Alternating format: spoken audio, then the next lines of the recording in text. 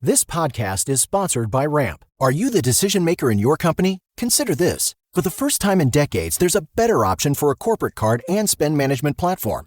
Meet Ramp, the only corporate card and spend management system designed to help you spend less money so you can make more. With Ramp, you get full visibility into your company's spending and control who spends what with each vendor. Ramp's software collects and verifies receipts instantly to save your team valuable time. Ramp automates data entry and routine tasks with automated approvals, expense categorization and bill payments, time-consuming tasks, which means you'll stop wasteful spending and close your books in hours instead of days. Businesses that use Ramp add up to 5% to their bottom line the first year. If you're a decision maker, adding Ramp could be one of the best decisions you've ever made. Get $250 when you join Ramp for free. Just go to ramp.com/easy. Ramp.com/easy. ramp.com/easy. Cards issued by Sutton Bank and Celtic Bank, members FDIC. Terms and conditions apply. Angry tea workers at several Kenya Tea Development Agency factories led violent and, in one instance, deadly protests after annual tea bonuses were announced.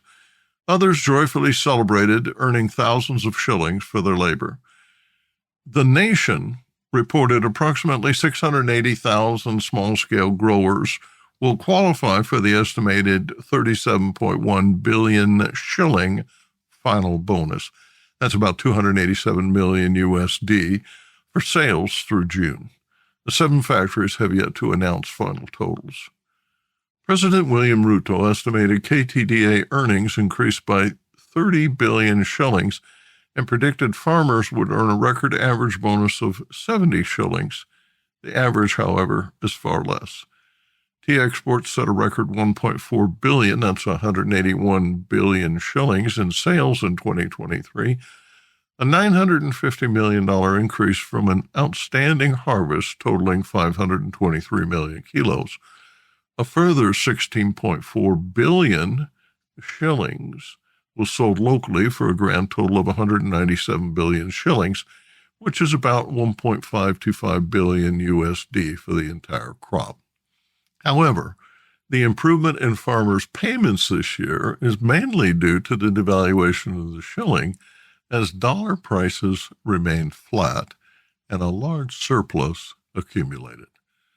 Last October, tea farmers received 44 billion in addition to 24 billion shillings in monthly payments, totaling 67.7 billion shillings, about 525 million USD. KTDA manages 71 factories, of which 17 operate as satellite units. The large export sales total raised expectations, but the annual bonus announced this week for each KTDA-owned factory is calculated as the average annual sales of the tea less monthly payments to growers.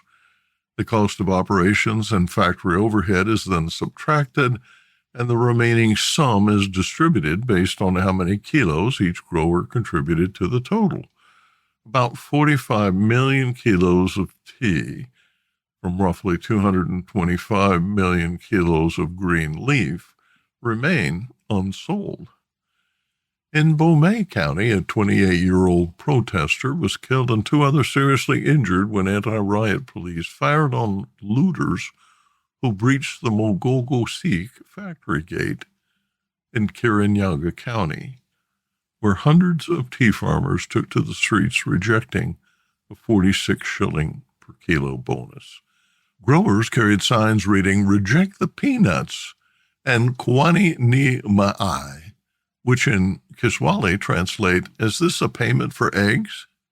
At the Mickey Kimuro factory in Meru County, protesting workers angrily set fire to 12 acres of factory-owned fields after learning their annual tea bonus was only 35 shillings.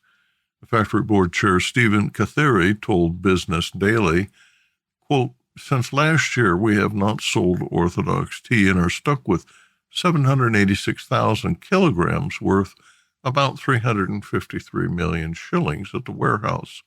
This negatively affected our cash flow, leading to lower pay," end quote. In contrast, workers at the Nigiri factory earned 62 shillings, Those at Naduti, 60.9, Imenti, 60.3, and Gathuithi, 57 shillings. Workers at the Githongo factory were happy with 56 shillings. At Githambo, they were angry despite a 42 shilling per kilo bonus. This is because the newly elected board estimated the bonus would be 60 shillings when running for election last month, only to disappoint.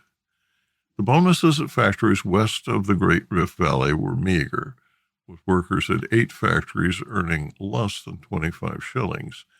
Nyamanshi workers received 20 shillings, as did those at Mokama, Mowamu, Mogogo, Capset, and Rorak. The average bonus south of the rift was only 23 shillings.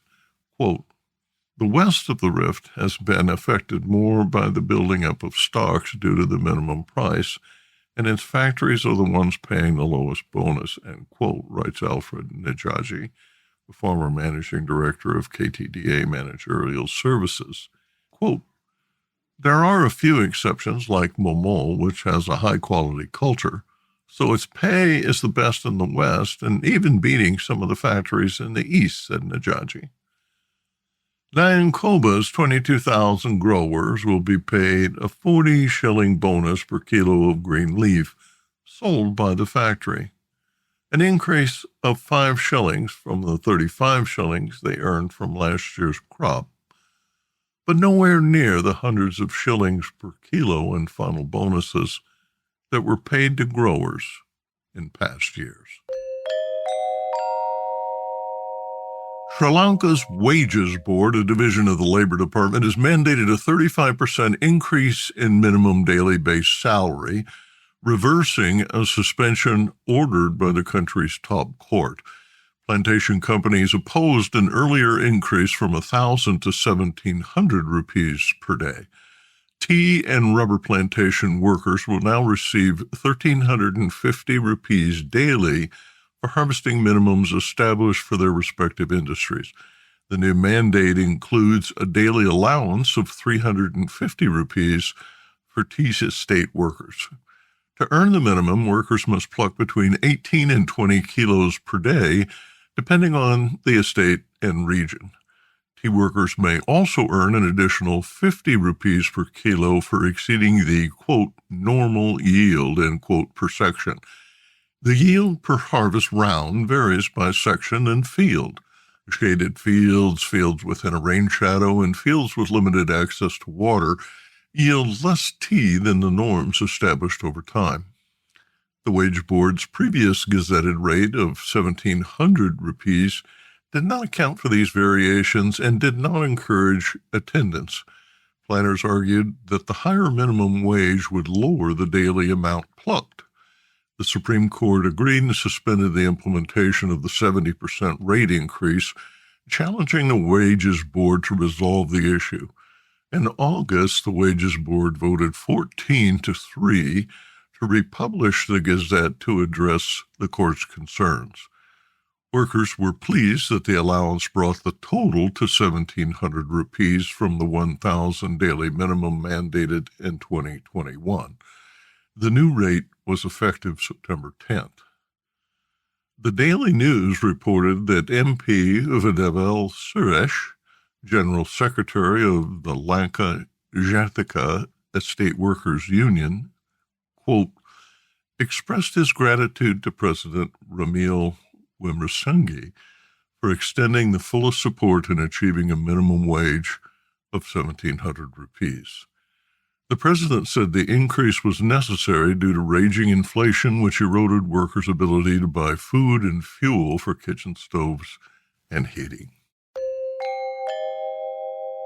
Lipton Teas and Infusions CEO Nathalie Roos resigned this week after 2 years leading the world's largest tea brand by value.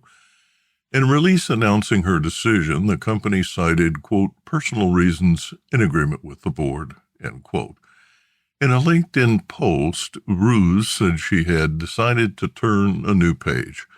She writes, it is with great emotion that I sincerely thank my leadership team and all the teams at Lipton Teas and Infusions worldwide for their unwavering commitment and trust. Together with the support of our shareholders, we embarked on an incredible journey to transform the tea industry with remarkable energy. Roos was named CEO in July 2022, shortly after Lipton was acquired by CVC Capital Partners. During her tenure, the company launched several brand extensions, culled SKUs, and discarded underperforming labels. The most significant strategic change was the sale of the company's tea holdings in Kenya, Rwanda, and Tanzania to Brown's Investments. Brown's holdings include a Sri Lanka-based plantation company that has expanded its local holdings from 49 tea gardens to become the largest black tea supplier in the world. Roos structured the deal as a partnership contingent on Brown's ability to improve quality and sustainability. Roos writes, quote, "Drawing inspiration from Gen Z as the compass for all our decisions allowed us to move faster and further. This new generation does not settle for vague promises. They expect immediate action driven by sincerity and the building of solid alliances," end quote. Thanks to this approach, we have created a legacy that will sustainably and positively impact the lives of 13 million people who depend on tea worldwide, she wrote. Lipton, founded in 1890 in the UK, is headquartered in Amsterdam. Its annual turnover is an estimated $1.9 billion from sales in more than 100 countries. The company's 36 tea brands include the well-known Yellow Label, Brook Bond, Red Label, PG Tips, Red Rose, Taozo, Laoji, Pukka Herbs, and T2 brands. The company employs 17,000 worldwide. Peter Lobby's executive chair will serve as interim CEO until a permanent replacement is named. Produced by Audavita Studios. Connect your voice to the world.